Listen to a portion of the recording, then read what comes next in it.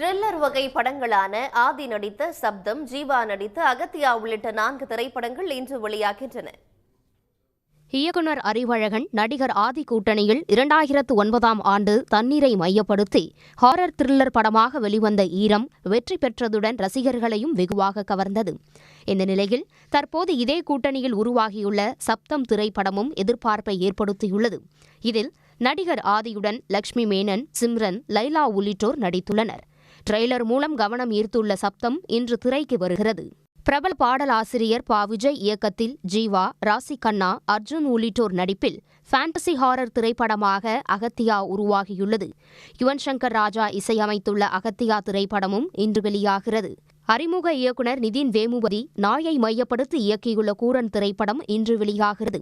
இப்படத்தில் இயக்குனர் S.A. சந்திரசேகரன், சத்யன், பாலாஜி சக்திவேல் உள்ளிட்டோர் நடித்துள்ளனர். மேலும் ஸ்ரீ, ராதா ரவி உள்ளிட்டோர் நடிப்பில் உருவாகியுள்ள கடைசி தோட்டா திரைப்படமும் இன்று திரைக்கு வருகிறது. உடனுக்குடன் செய்திகளை தெரிந்து கொள்ள சன் நியூஸ் பெல் ஐகானை கிளிக் பண்ணுங்க.